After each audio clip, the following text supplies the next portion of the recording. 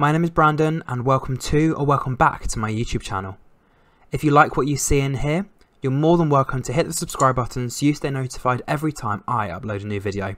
Okay, let's get straight on with today's video. Hey everyone, and welcome back to another review of the Traitors. So this is actually episode 8.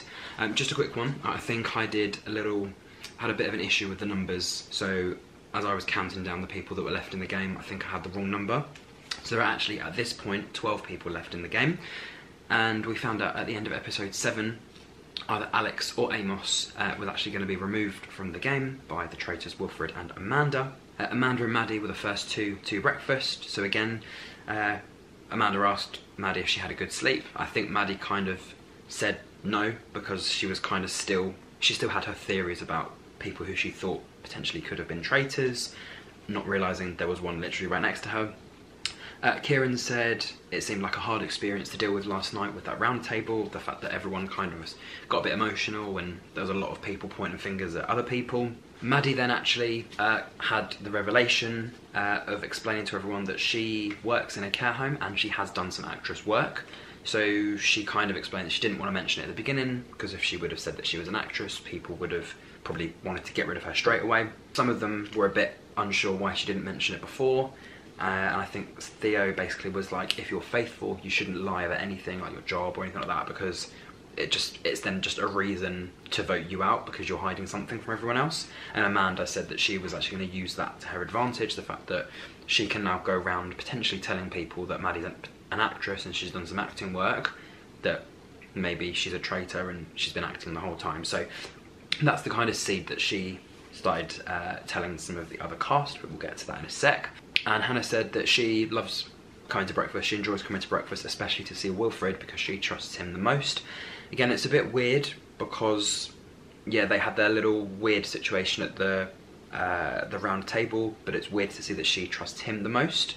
So let's see if he trusts her the most, or whether he will actually, you know, get rid of her at some point. Wilfred said that obviously in terms of who they wanted to get rid of, Amanda and him decided to get rid of Alex.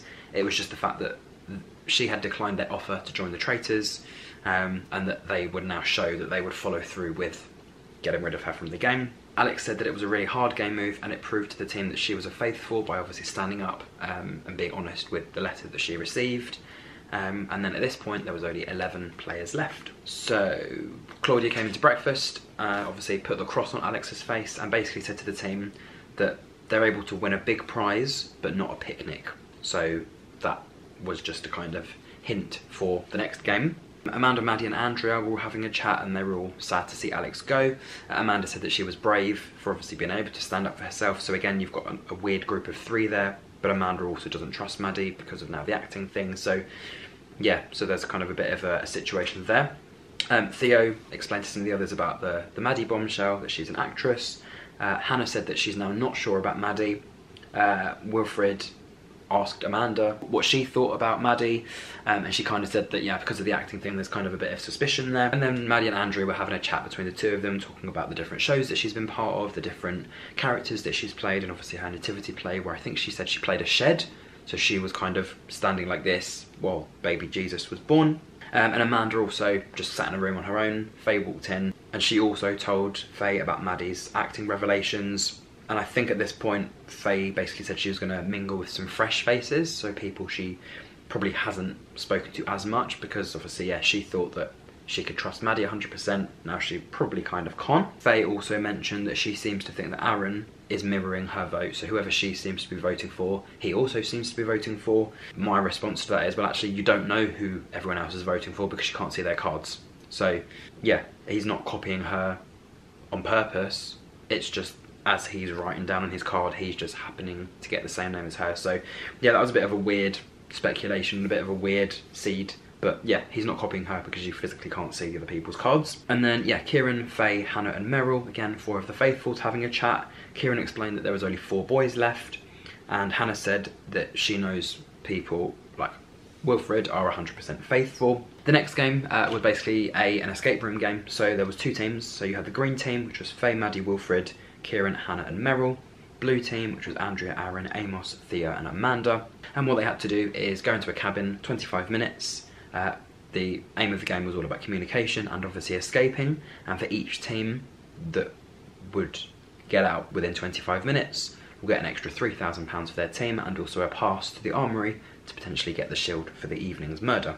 So yeah, at first Theo and Aaron went in. Theo explained that he couldn't really do it, and Aaron just basically said to Theo that it was just creepy crawlers and dead fish. It wasn't any kind of like spiders or anything big moving.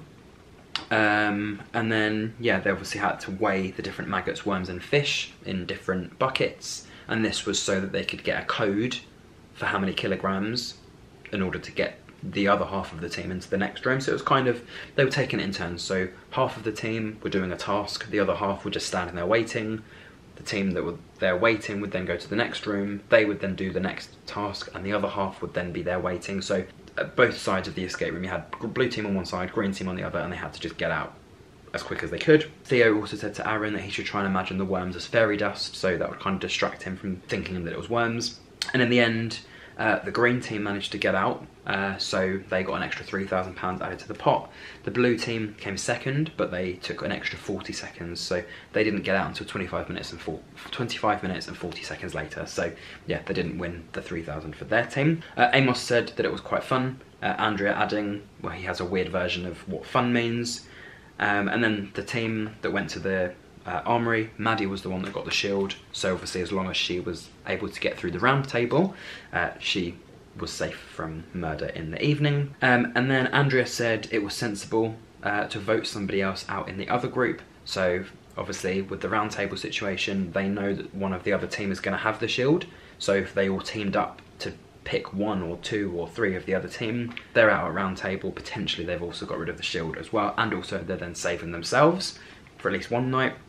Again, Amanda agreed that that was a good idea, and they kind of all agreed that they would vote out Maddie, not knowing that there probably wasn't actually going to be a round table. And then Theo kind of added that the reason they were all voting for Maddie was because of her acting secret. And Claudia revealed the total was £68,100 so far. They were all outside having their champagne, or final 11 of them. She kind of explained that there's going to be some party games. That was it. And then Kieran added, will there be party games with no twist? And she just reminded them all, remember what the name of the show is, Traitors. So yeah, Hannah basically said that she was very, very nervous about the games, or game, and Amanda and Theo had the chat to each other, with Theo I think saying that it gives them time to at least confront and talk to Maddie, hopefully. Yeah, then we went on to the super secret mission for the Traitors. So both Wilfred and Amanda had an envelope, and what they had to do is collectively and secretly have a little chat between the two of them, find out who they wanted to get rid of, and they had to do a kiss for the person that they wanted to remove before midnight. So they had to find 2 minutes to talk to each other away from everyone else without it being suspicious, and then one of the two of them would have to give a kiss to one of the faithfuls in broad daylight for who they obviously wanted to remove from the game. So that was quite, yeah, that was quite scary to listen to. Wilfred said to Amanda that they should both team up and stick with each other. And Wilfred said that his befriend and betray idea means that potentially he would want to get rid of Andrea from the game. Amanda also said that she would find it difficult to get rid of Andrea because she's kind of like the mum of the group, she's an inspiration. Yeah, then Andrea at the table basically said to everyone that they're all in her heart. Obviously her living by herself, it's nice having a group of people, and she kind of sees everyone else at the table as friends. I'm guessing it doesn't matter whether people are traitors or faithfuls, just the fact that they've had this bond in the however many days and weeks they've been in that castle for. And then Theo basically went on to say that it feels nice to be accepted. He sees Kieran as a fatherly figure. Amanda also spoke up and said it was nice to kind of focus on herself for once, because obviously she's got kids and her marriage and her house or whatever, so it's nice to do something for herself and see the real self. The game was for dessert, and what Claudia wanted was a volunteer. So Amanda put her hand straight up, and what she had to answer was who she thought out of the other 10 players was the most faithful. So it kind of, yeah, she picked Theo. Theo was asked the same question, he picked Andrea, and then obviously both him and Amanda were able to sit down, and it kept going. So Andrea said Amos, Amos said Kieran, Kieran said Wilfred, Wilfred said Faye, Faye said Aaron, Aaron said Hannah, Hannah said Meryl. So what that meant was Maddie was the last person standing up. Just remember, she does have her shield, and it was announced that there was going to be no round table for this evening. So yeah, it was a kind of a bit of a, okay, well what's going to happen now kind of moment. So Maddie was offered the option of either taking the 3,000 that they won in that challenge and leaving the game. Her Jeep was waiting outside, or to put the 3,000 pack in the prize pot, stay in the game.